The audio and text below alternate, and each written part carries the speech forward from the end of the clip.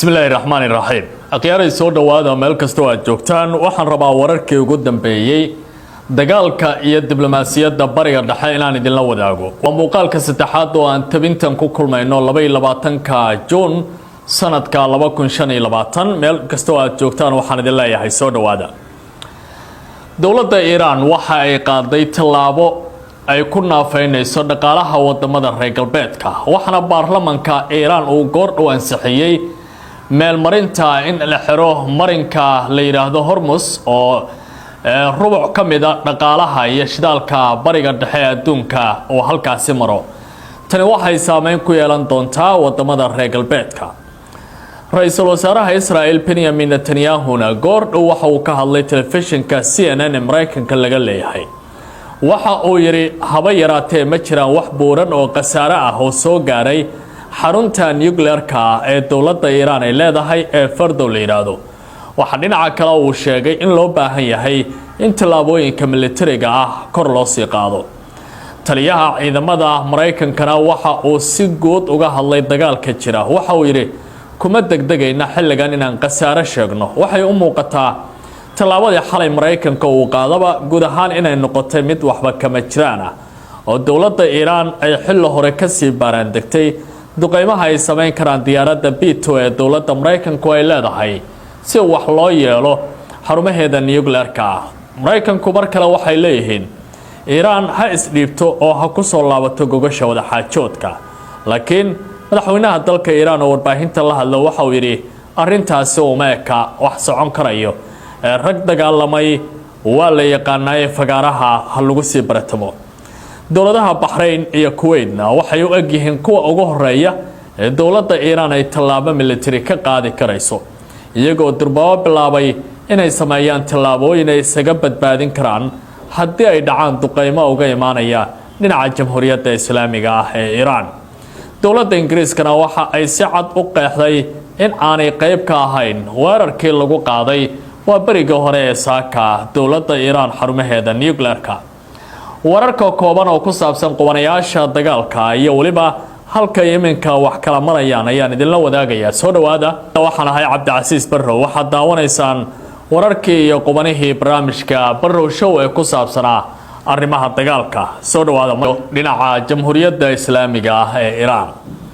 gantaalaha ay tuurayso dowladda Iran waxa ay bilaabeen inay saameyn laxaad la ku yeeshaan nolosha shacabka Israa'iiliyiinta in ka badan 11,000 oo Israa'iili ayaa lagu soo waramayaa inay ka carareen meelo ay ka mid tahay Tel Aviv, Beirut Sabca iyo Haifa iyo deegaanada kale ay gacanta ku hayso Israa'iil ee dhulka Falastiin arrintani waxay ka dambeysay markii gantaalaha adag ee baalistiga ah ay bilaabtay dowladda Iran inay ku garaacdo qaybo kamid ah dhulka Israa'iil ay ka haysato Falastiiniyiinta tani ayaa sababtay in dadka oo dul qaadan waayay ay bilaabaan inay guryahooda isaga cararaan telefishinka Al-Arabi ee fadhigiisu yahay magaalada London ayaa ku waramay goor dhow in dagaalada sii soconaya iyo gantaalaha dowladda Iran ay tuurayso ee argudashada ah ay iminka u muuqanayaan nolosha shacabka Israa'iiliyiinta ah in ay sii xumaynayso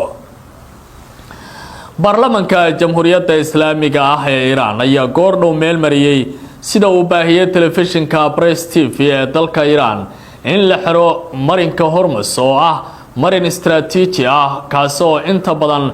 dhaqaalaha iyo shidaalka adduunka halkaasi ama badeecooyinka la mariyo 25 kamida waxyaabaha Yurub iyo reer galbeedka aadaya ee shidaalka ugu horeeya ayaa halkaasi mara dowladda Iran ayaa lagu wadaa in guud ahaanba ay marinkaasi xirto isla markaana la dhigo gantaalo maraakiib ay ku rakiban yihiin iyo sidoo kale miinooyin badda gunteeda la geliyo oo diidaya in maraakiibta caalamiga ah ay halkaasi isticmaalaan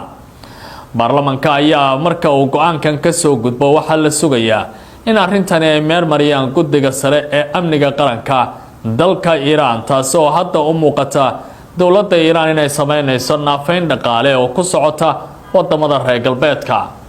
waxaana hadda Mareykanku ay u muuqanayaan inay wajahayaan mid kamid ah dhaqaale xumada wajahi karaysa haddii halkaasi la xiro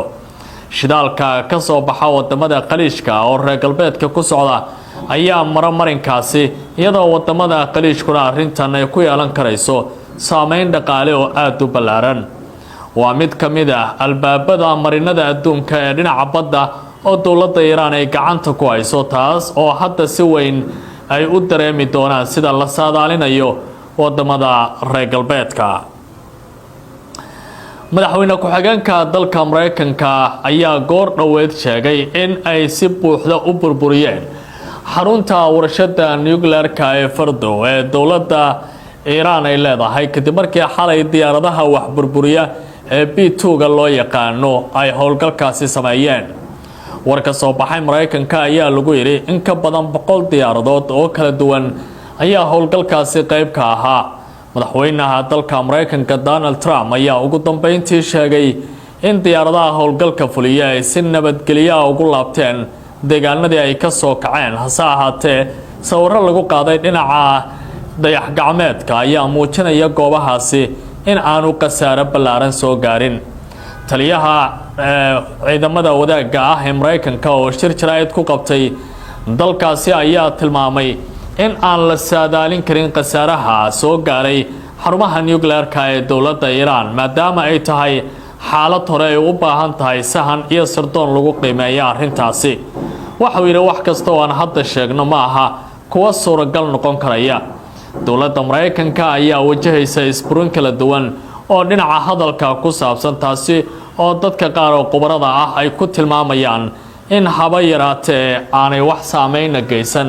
duqeyntii Mareykanku ay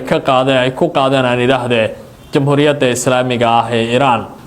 wargeyska arrimaha militariga ka faallooda ee Bulgarian Military ayaa waxa uu qeexayaa marka la fiiriyo diyaaradda B2 iyo waliba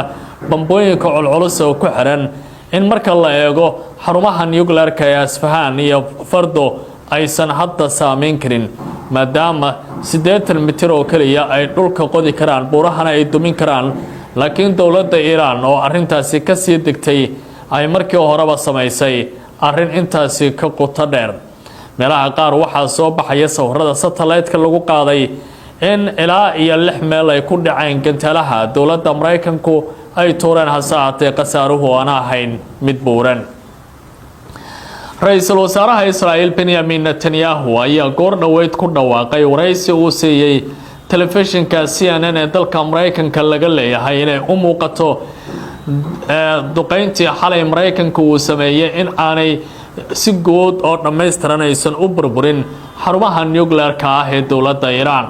waxa uu yiri waxaa jira khasaare xoog leh oo baahsan, hase ahaatee lama dhihi karo nuclear-ka waa la dhammaystiray oo guud ahaanba waa la burburiyey. waxaa dhinaca kale uu soo jeediyey in dagaalku uu noqdo mid waqti qaata si guud ahaanba loo naafeeyo hoggaanka gacaanka ee dowladda Iiraan uu hogaamiyo Ayatollah Ali Khamenei. hadalka ka soo baxay Benjamin Netanyahu ayaa u muuqata qirasho ah in duqeymihii Mareykanku uu qaaday aysan geyn saameyn ballaaran oo xoog leh marka dhinacyo kala duwan laga qiimeeyo.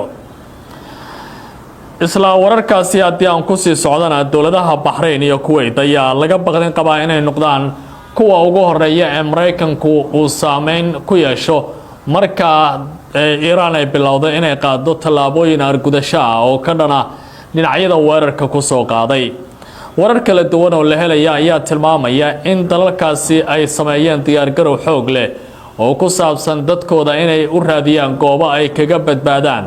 sawaariikhda iyo gantaalaha baalistiga ah oo ay suuragal ka tahay dowladda Jamhuuriyadda Islaamiga ee Iiraan inay soo tuurto, iyadoo dadka qaar la warinayo in durbaba la siisiyo degniin kale oo xoog leh. labadan dal ayaa waxaa ka mid ah meelaha ugu nugul ee ay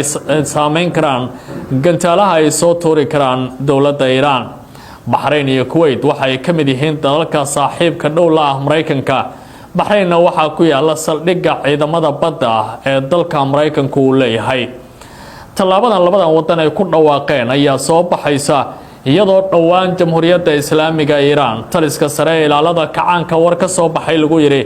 waxaan si buuxda u helnay goobaha laga soo abaabulay weerarkii waa berigii hore ee maanta ka dhacay gudaha dalka Iiraan, kaasoo ay fuliyeen diyaaradaha Mareykanka ee B2. waxaana ay tilmaameen inay qorsheynayaan weerar rogaal celisa oo ay kaga jawaabayaan goobaha weerarka laga soo qaaday. Dahraan waxay dhinaca kale sheegtay in dhinacyada iyo dhulka laga soo weerarayo macnaheedu uu noqon karo dhul cadow uu leeyahay oo dowladda Iiraan laga soo hajoomay sidaas darteedna ma jiraan wax qiimo ah oo la siin doono hase ahaatee si guud ayaa loo burburin doonaa wadamada carabta ee hadda bahwadaagta la dowladda Mareykanka ayaa wadnaha farta ku haya tan iyo wixii ka dambeeyay weerarkii xalay Mareykanka uu ku qaaday dalka Iiraan akhyaarteena la socota ee wararkan iyo wixii dambe ku soo kordha waxaan idinku sheegi doonaa barnaamijyada kale ee tabinta tooska ah ee barnaamijka qubanaha Barrow Show tan iyo kulanti dambe waa Cabdi Casiis Barrow leh nabad